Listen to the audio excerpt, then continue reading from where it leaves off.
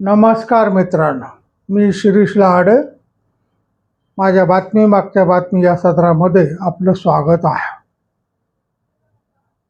आपण आज महत्त्वाच्या विषयावर एक चर्चा करणार आहोत की महानगरपालिकेच्या निवडणुका आता होऊ घातल्यात.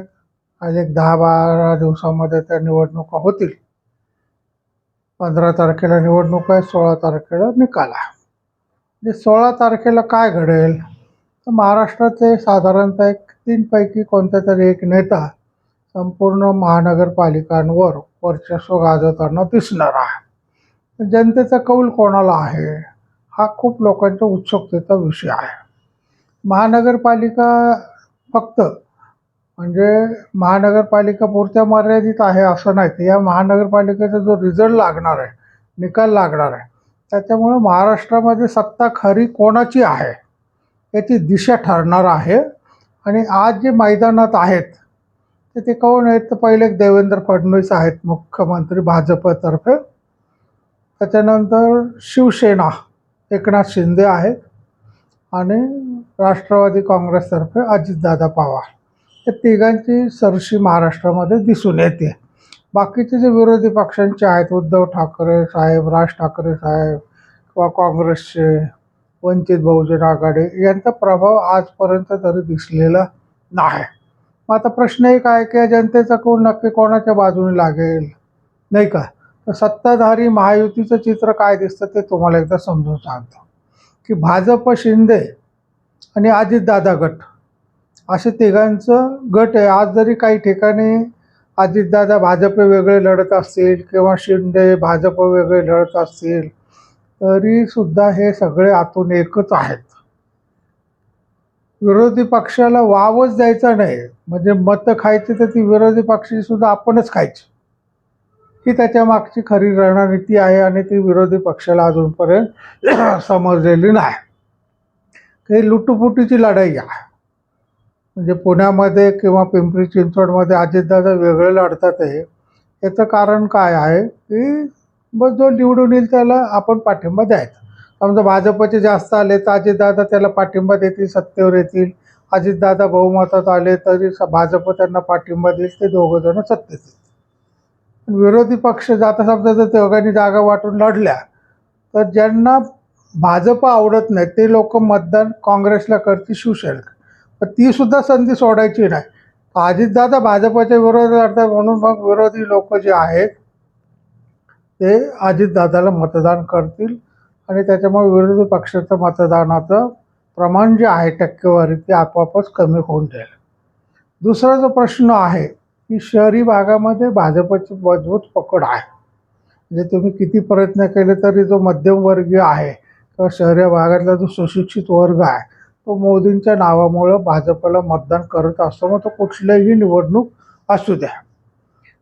विकास, रस्ते, मेट्रो, त्याच्यानंतर इन्फ्रास्ट्रक्चर, समृद्धी महामार्ग, याच्यामुळं भाजप लोकांच्या मनामध्ये ठसलेलं आहे. मुंबई म्हणा, पुणे म्हणा, मेट्रोमुळे लोकांचं जीवन सुसह्य झालं आणि लोकांच्या लक्षात आलेलं आहे की मेट्रोला शिवसेनेने विरोध केला होता. त्यांच्यामुळे 2-2.5 वर्ष मेट्रो उशिरा धावल्या. त्याच्यामुळे लोक भाजपला अगदी ठासून मतदान करण्याची शक्यता आहे. मुख्यमंत्री म्हणून म्हणजे एकनाथ शिंदेने 2.5 वर्षामध्ये आपलं स्वतःचं कर्तृत्व सिद्ध केलेलं आहे.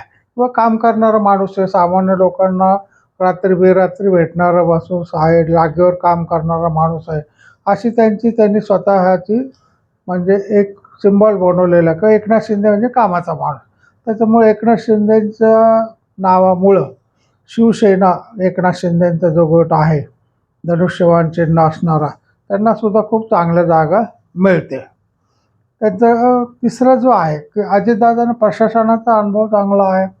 पुणे आणि पिंपरी चिंचवडमध्ये त्यांचं वर्चस्व आहे, कारण त्यांचा तो जिल्हा आहे, ते जिल्ह्याचे पालकमंत्री आहेत. व बाकीच्या ठिकाणी सुद्धा बऱ्याच म्हणजे राष्ट्रवादीचं वर्चस्व आहे. त्याच्यामुळे अजितदादांना सुद्धा अगदी भाजप एवढं नाही मिळणार, पण तिसऱ्या क्रमांकाची सगळी जे मतदान आहे हे अजितदादांना होऊ शकतं.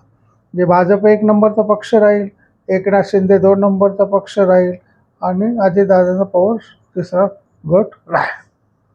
मग आता विरोधकांचे काय प्रश्न आहेत त्याच्याबद्दल आपण 1-2 मिनटं माहिती देऊया.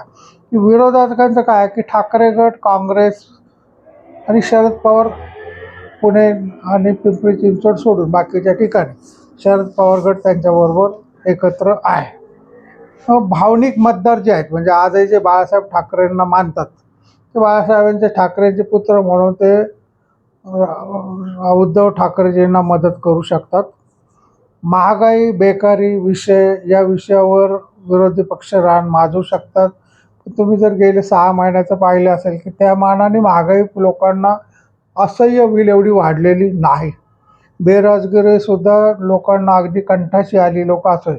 कारण सरकार लोन देते, नोकऱ्या देते, नवीन नवीन कारखाने उभे राहतात, त्याच्यामुळे लोकांना चांगला रोजगार मिळतो. त्याच्यामुळे हा प्रश्न किती त्यांनी ताणला तरी तो फार लोकांनी मनावर घेतील असं नाही. नेतृत्वामध्ये एक वाक्यता नाही आहे, नाही का?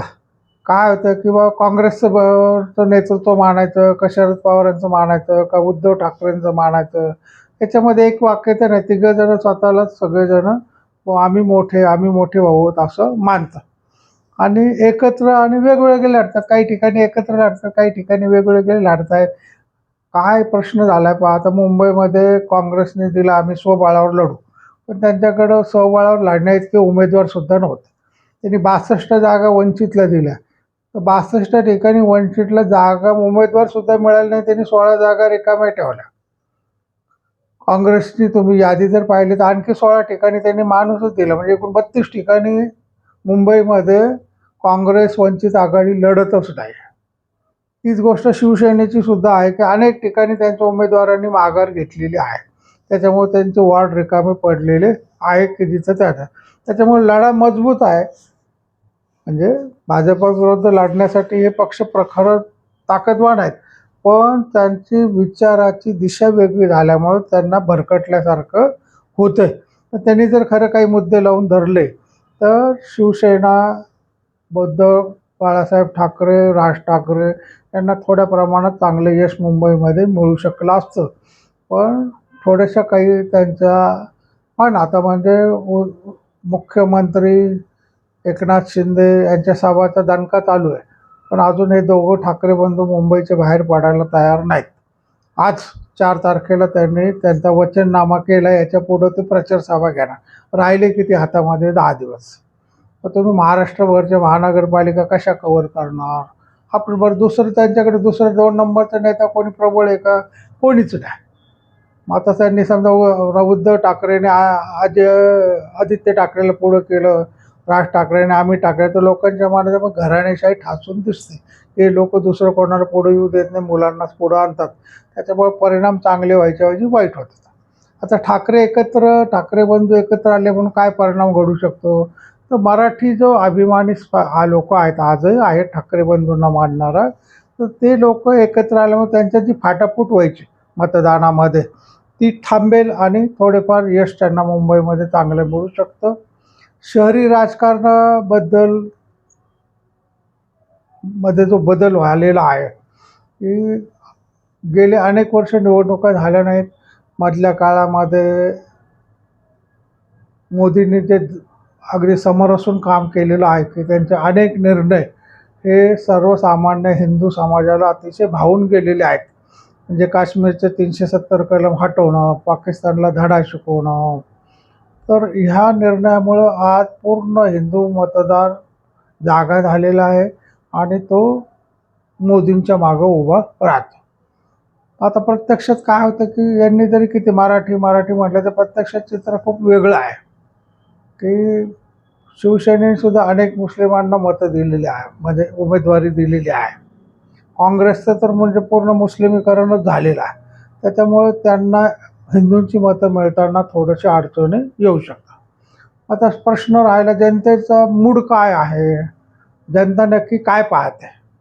आता लोक जागृत झालेले आहेत. पूर्वीसारखा आपला माणूस, आपल्या गल्लीतला माणूस, आपल्या जातीचा माणूस असं कोणी पाहत नाही. महानगरपालिका निवडणुकीमध्ये जातीचा वगैरे असं काही पाहत नाहीत. तर त्यांना विकास हवा, जो आपल्या गल्लीतले वॉर्डातले रस्ते चांगले करील, पाण्याची सोय करील, कचरा उचलला टाकला आणि प्रत्यक्ष आपल्याला संपर्कामध्ये राहतो अशांना मतदान केलं जातं. त्यामुळे लोकांना विकास हवा, स्थिर सरकार हवं. म्हणजे बार्गेनिंग करणारे, घोडेबाजार करणारे लोक स्थिर आहे ना, केंद्रात भाजप आहे, राज्यात भाजप आहे, मग महानगरमध्ये भाजप असेल तर आपल्याला चांगला फायदा होईल असा विचार लोक करू शकतात. महिला मतदारांचा मोठा परिणाम या महानगरपालिका निवडणुकीमध्ये घडणार आहे. कारण काय की महिलांना एक सुरक्षितता पाहिजे असते, महागाईचा त्यांचा परिणाम, कारण त्यांना घर चालवायचं असतं. पण त्या प्रमाणात महागाई वाढलेली नाही, त्याच्यामुळे महिला खुश आहेत. त्यांना लाडकी बहीण योजनेमध्ये गरीब महिलांना पैसे मिळालेले आहेत. त्याच्यामुळं महिला मतदारांचा कल जो आहे हा भाजप युतीकडं राहिलेला असतो. तरुण लोक जे आहेत, म्हणजे ज्याचं मतदार, नवीन मतदार जे तयार होतात 18 वर्षापेक्षा, त्यांची मोठ्या प्रमाणात नोंदणी झालेली आहे, मतदार वाढलेले आहेत. आणि मोदींनी चाय पे चर्चा, विद्यार्थ्यांशी बोलणं आहे, त्यांच्याशी संपर्क आहे, किंवा त्यांना नवीन पोरांना जाणवतं ना की आपण एअर स्ट्राईक केला, आपण काश्मीरला 370 हलवलं, आपले नेतृत्व कट होतं. त्याच्यामुळं तरुण वर्गाचा ओढा हा देवेंद्र फडणवीसांच्या भाजपकडं जास्त ओढला जाऊ शकतो. आता प्रश्न आहे, मतदार प्रश्न विचारतो काय की कौल कोणाचा आहे, मतदारांचा कौल कोणाला आहे. मला तुम्हाला प्रश्न विचारायचा की तुम्ही कॉमेंट्समध्ये जरूर तुमचे मत मांडा की तुमच्या महानगरपालिकेमध्ये कोणाला कौल मिळेल, कोण निवडून येईल, राष्ट्रवादी काँग्रेस येईल, शिवसेना येईल का भाजप येईल. तुमचं काय मत आहे हे तुम्ही अवश्य मांडावं. विरोधकांकडं काय मुद्दे आहेत पण मांडता येत नाहीत त्यांना. भाजपकडं सत्ता आहे, यंत्रणा आहे, त्याचा वापर ते पुरेपूर प्रमाणामध्ये करू शकतात. जनता काय असते, जिथं काम दिसेल त्याच्याकडे जातं. आता मी जरी कोणत्याही पक्षाचा एकदा अगदी मनापासून भक्त असलो तरी माझ्या वार्डामध्ये रस्ते काम करणारा कोण आहे, आमच्या कॉलनीतला कचरा कोण उचलून नाही व्यवस्थित करतो, फोन केल्यावर माझं काम कोण करतो, मग तो कोणत्याही पक्षाचा असो त्यालाच मी मतदान करणार. कारण महानगरपालिका निवडणुका ह्या लोकांच्या रोजच्या जीवनाशी निगडीत असतात. त्याच्यामुळे लोक पक्ष पाहून मतदान करत नाहीत, माणूस पाहून मतदान करतात. आणि मग जर काम करणारा माणूस असेल, मग तो शिवसेनेकडे असो, राष्ट्रवादीकडे असो, भाजपकडे असो, त्यालाच मतदान घडेल. त्याच्यामुळं माझा प्रश्न असा आहे की निवडणूक घोषणा जरी काहीही झाली तरी ती विश्वासावर, माणसाच्या वैयक्तिक विश्वासावर लोक निवडून येणार आहेत. त्याच्यामुळं काही ठिकाणी भाजप 50% महानगरपालिकेमध्ये निवडून येईल. त्याच्या खाली एकनाथ शिंदे 25%वर येतील, 75% झाले, 10-12% अजितदादांकडं महानगरपालिका येतील. आणि अवघं 2-3 नावाला आपण म्हणू शकतो की काँग्रेस किंवा शिवसेनेला 1-2 महानगरपालिका मिळू शकतात. पण या निवडणुकांमध्ये युतीचा फार मोठा विजय होईल आणि विरोधी जे पक्ष आहेत त्यांचे धुळदाण होताना आपल्याला दिसून येईल. पण याचा इफेक्ट काय आहे तर 2029ची जी विधानसभा आहे किंवा लोकसभा आहे याच्यावर मोठा परिणाम घडणार आहे. त्याच्यामुळे लोकांना सुद्धा माझी विनंती की तुम्ही जागृत व्हा, चांगल्या माणसाला मतदान करा, पक्ष, जात, धर्म काही पाहू नका, काम करणाऱ्या माणसाला निवडून द्या. आणि तुमचं मत कॉमेंटमध्ये मला समजू दे की तुमच्या भागामध्ये कोणाला निवडून येण्याची शक्यता वाटते. माझ्या यूट्यूब चॅनलला सबस्क्राईब करा, लाईक करा, शेअर करा. रामकृष्ण.